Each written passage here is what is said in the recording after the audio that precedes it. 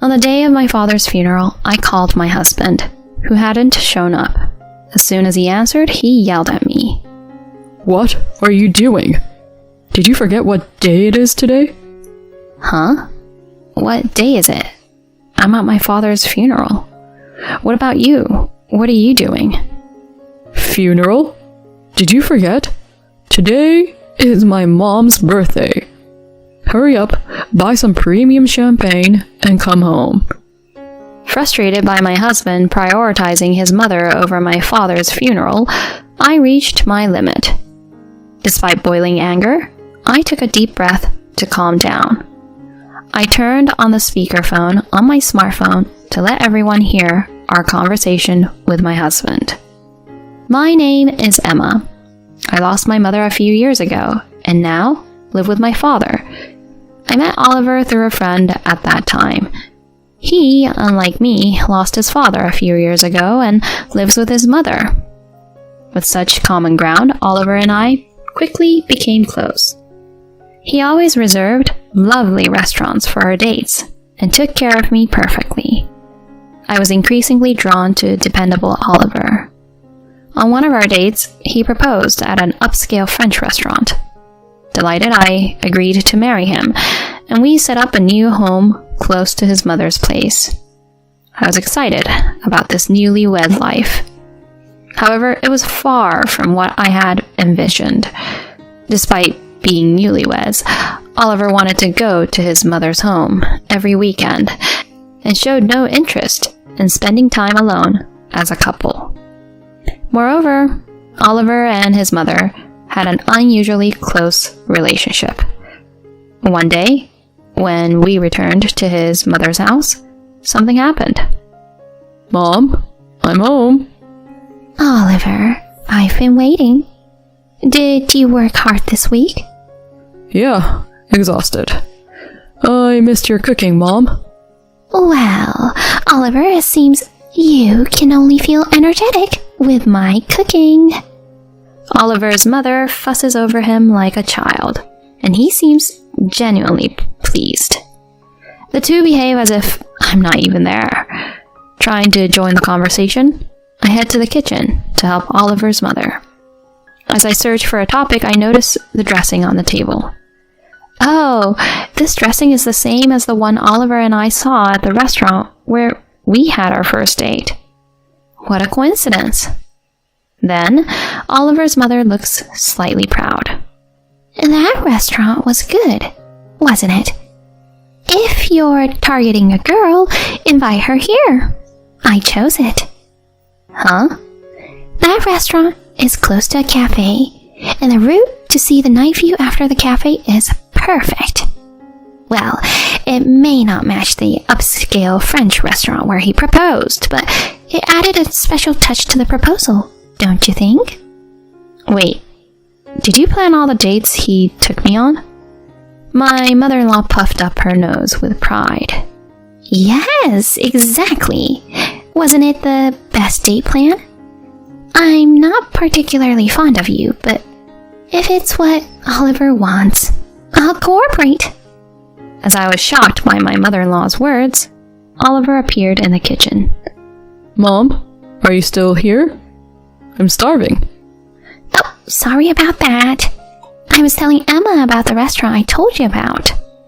Even though the secret is out that his mother planned all our dates, Oliver remains unfazed and smiles at his mother. Really, Mom? Your choice of restaurants is always spot on. I can trust you, without a doubt. You have a demanding job, so you don't want to waste time choosing restaurants for dates. Naturally, he stayed at his mother's home that day. In the end, Oliver and I returned home late on Sunday night. Once home, I voiced my dissatisfaction to Oliver. During weekdays, you're busy with work, so we can't talk leisurely, right? That's why I want some quality time as a couple on weekends. Then Oliver responded somewhat displeased. Huh? Are you saying you don't want to go to my mom's place? It's not that, but going there every week might be a bit much, don't you think? I left home, so my mom is all alone. I thought you'd feel uneasy living together, so I gave up on that. Are you reluctant to even visit? I didn't think you were so cold. If you say that, it's also difficult for me to leave my father alone every week. You're married now, so you shouldn't frequently go back to your parents' house. There's a difference between you and me. No matter how much I tried to convey, Oliver didn't understand, and the discussion remained at an impasse. One day, while spending every weekend at my in-laws' house, without being able to do anything, I received an unusual message from my father. To his surprise, a tumor was found during a physical examination, and he was hospitalized. I immediately informed Oliver about it. Hey, Dad has been diagnosed with a tumor, and he'll be hospitalized. I want to accompany him, so I'll be going to the hospital this weekend. Upon hearing this, my husband's mood instantly soured. We had plans to go to my mom's place this weekend. Even if you say that, the situation is what it is, so there's nothing we can do. Fine. Then, I'll go to my mother's house alone this weekend. In return, make sure you prepare for my mom's birthday party next month. Without showing any concern for my father, Oliver headed to his in-laws' house alone for the weekend. When I saw my father after a long time, he seemed somehow thinner and smaller. Emma, I'm sorry. What are you saying? We're a family of only 2, so lean on me at times like this. After hearing detailed information from the attending doctor, it turned out that my father's tumor was malignant and quite advanced. I encouraged my father every day at the hospital. However, a few days later, his condition deteriorated rapidly, and he passed away quietly. I left a voicemail for Oliver, who was at work, and without much time to grieve, I hurriedly prepared for the funeral. After dealing with the funeral home and contacting those who had helped, I finally returned home close to midnight.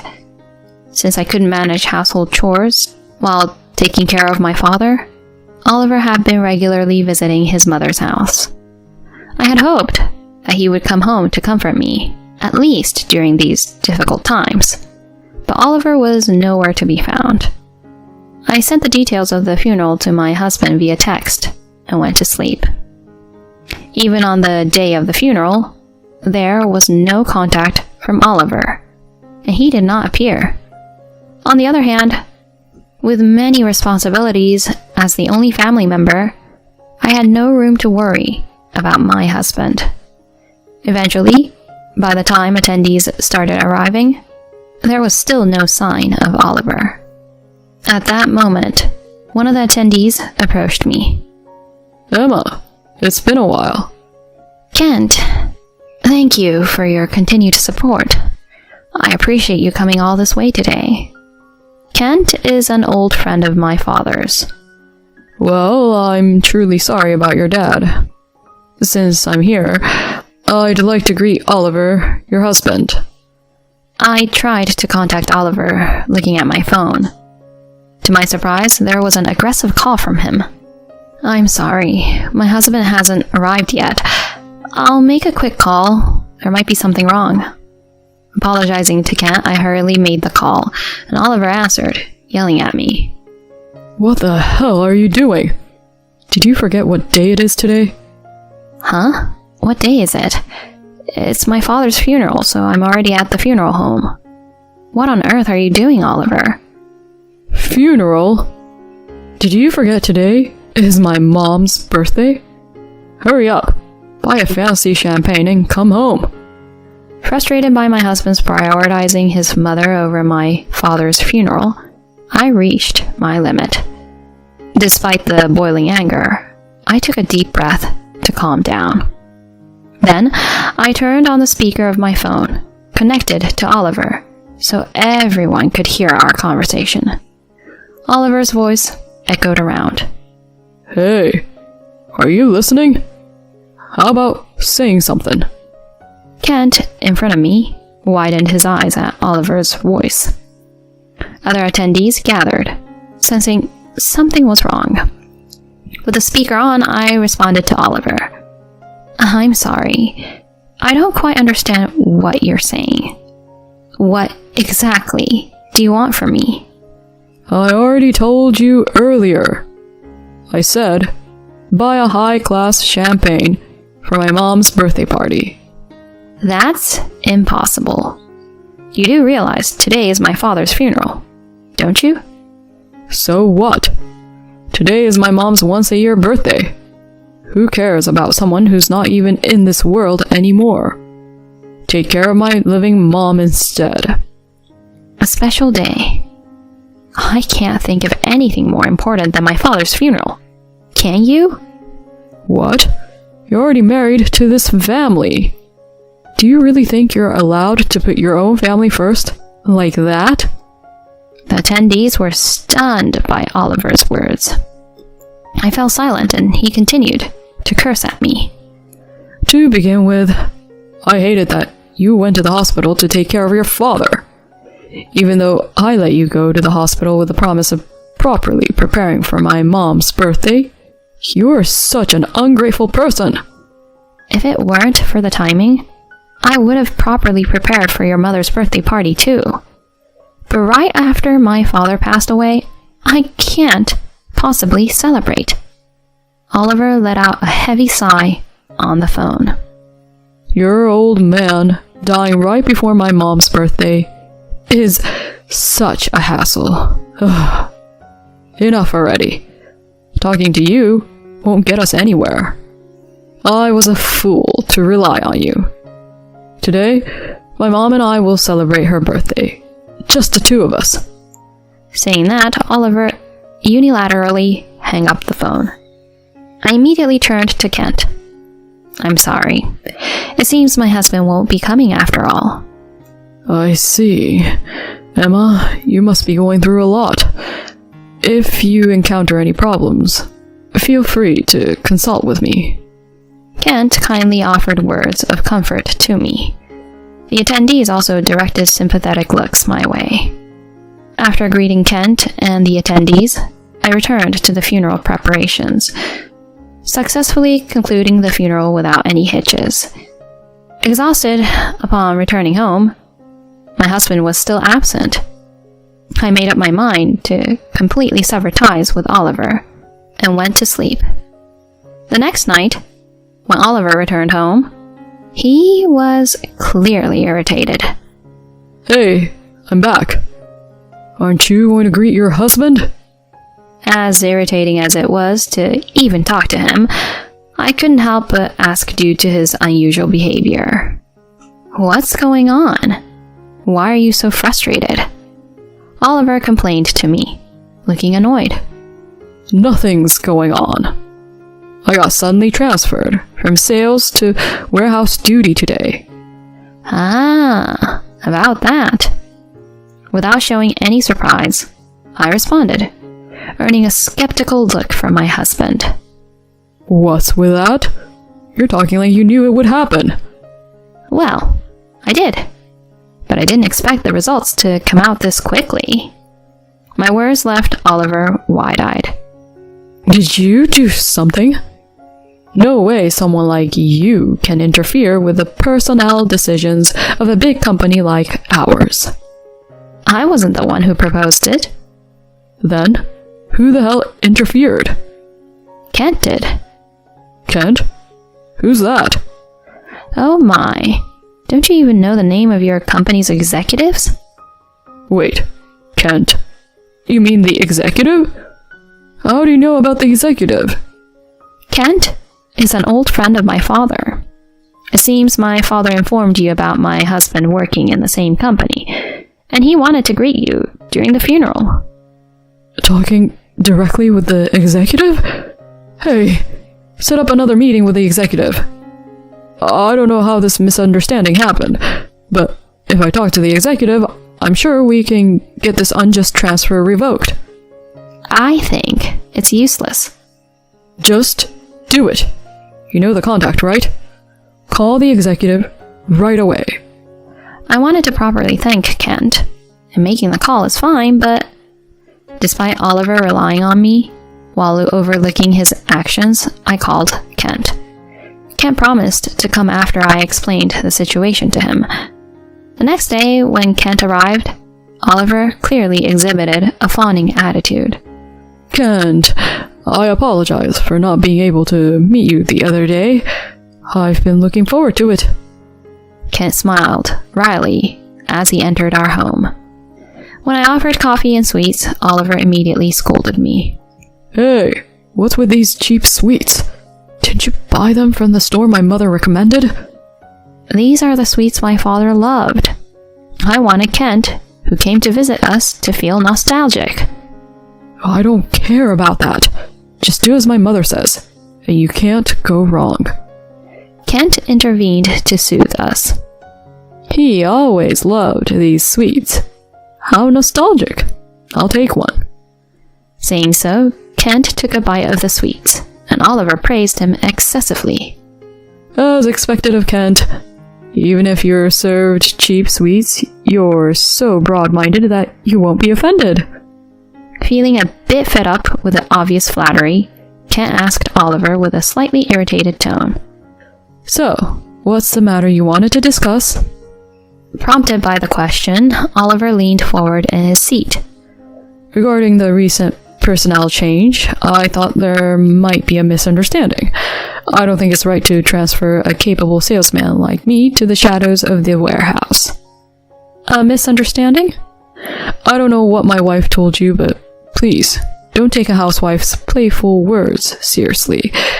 There should be no reason for me to be transferred to a windowless department. Hearing this, Kent let out a deep sigh. I haven't heard anything from her. The reason for this personnel change is entirely based on your own actions. What do you mean by my actions? We shouldn't put people in business who don't have the common sense to show up at their father-in-law's funerals. That's what we decided. Upon hearing that, Oliver hastily began to justify himself. That's not it.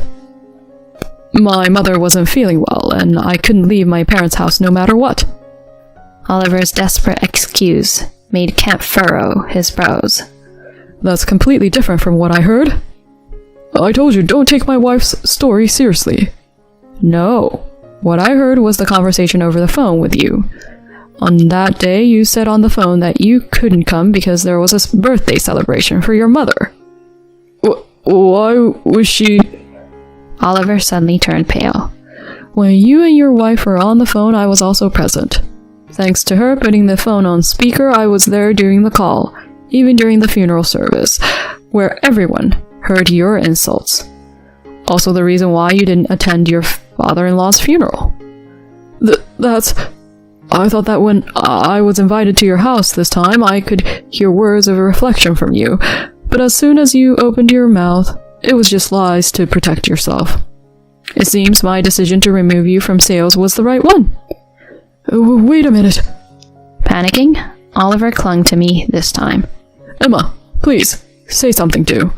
If I'm removed from sales now, I'll be off the promotion track. If I can't get a promotion and my salary decreases, you'll be in trouble too, won't you? I coldly replied to him. Huh? I won't be in trouble at all. Your life is at stake. No, it's not. Whether you succeed or not, my life won't change at all. I have no intention of staying married to you any longer. In response to his plea, I handed him the divorce papers. I'm getting a divorce from you. Oliver laughed at my statement. Divorce? How's a housewife like you going to live if you divorce me? No need to worry. I've already decided on my next job and house. Kent kindly introduced me to a real estate agency that he's familiar with, and they also offered me a job. What did you say? Finally, my husband seemed to understand that I was serious. Kent supported me in this situation. I won't allow any hesitation or reluctance about divorce at this point. To prevent the situation from getting worse, I recommend signing the documents right here. But Kent? Is there still something else? Fine.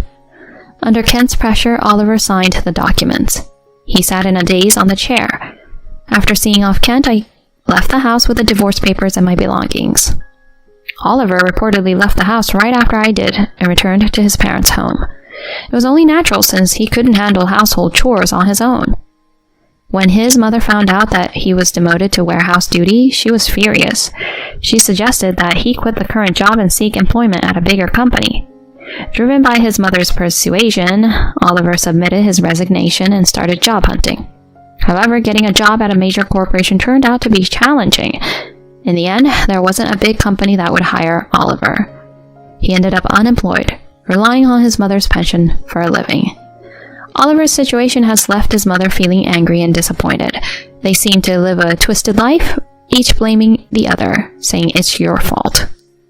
On the other hand, I have been thriving in the job Kent introduced me to the point where a promotion seems possible now. My father's former subordinate has become a good confidant, and I'm even contemplating getting remarried to him. I would cherish the connection my father established and continue to do my best in the future. That's the pledge I made in my heart.